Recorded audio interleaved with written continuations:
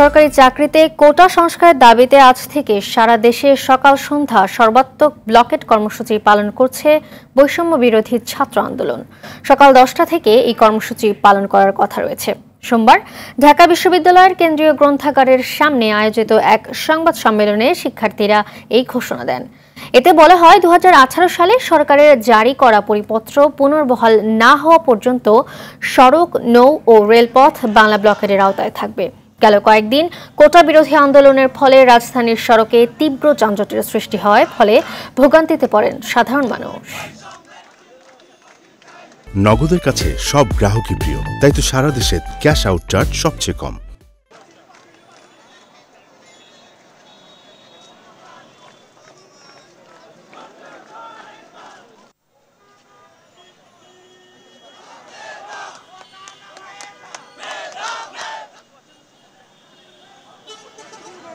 শিক্ষার্থীদের আন্দোলনের বিষয়ে জানাতে বরিশাল বিশ্ববিদ্যালয় থেকে সরাসরি যুক্ত হচ্ছেন আমাদের আরেক সহকর্মী আরিফুল ইসলাম।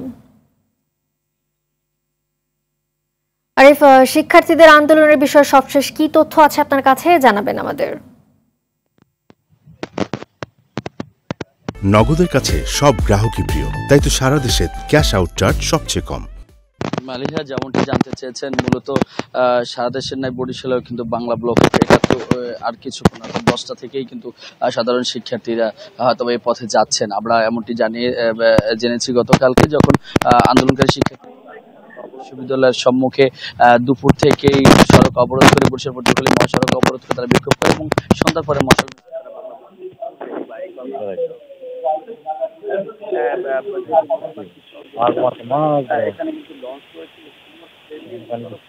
এখানে কিন্তু লঞ্চ রয়েছে, যেহেতু শুধুমাত্র ট্রেন নেই এবং সড়ক পথ রয়েছে, আকাশপথও রয়েছে। আকাশপথে বিমান চলাচল করলেও সেখানে তেমন কোনো হয়তো প্রভাব পড়বে না, যেহেতু সেটি এখন সপ্তাহে 2 থেকে 3 বার চলে। সুতরাং এই সড়ক পথটি কিন্তু তারা বেছে নিয়েছে এবং এই সড়ক পথটি এমন একটি স্থানে একদম বরিশাল পটুয়াখালী মহাসড়ক অর্থাৎ 4 জেলার যে সড়কটি, সেটি একদম বরিশাল বিশ্ববিদ্যালয়ের সামনে থেকেই চলে যাচ্ছে। সুতরাং তারা এই সড়কের উপরে অবস্থান নেয় এবং এখান থেকে তারা আন্দোলন করে। আমরা গতকালকে যেমনটি জানিয়েছি যে তারা আজকে সকাল 10টা থেকে এই আন্দোলন শুরু করবে। এছাড়াও বরিশাল শহীদ আব্দুর রব সিনেবাদ ইঞ্জিনিয়ারিং ইনস্টিটিউট তারা বেলা 1টার দিকে তারা পুনরায় সড়কে অবস্থান নেবেন, এমনটা গতকালকে আমরা জেনেছি। তো আজকের যে অবস্থা সেটা হচ্ছে এখন পর্যন্ত শিক্ষার্থীদের দেখা আমরা পাইনি, তবে আমরা কথা বলেছি তারা 10টার পর সড়কে অবস্থান নেবেন। আর যে ধন্যবাদ আরিফ।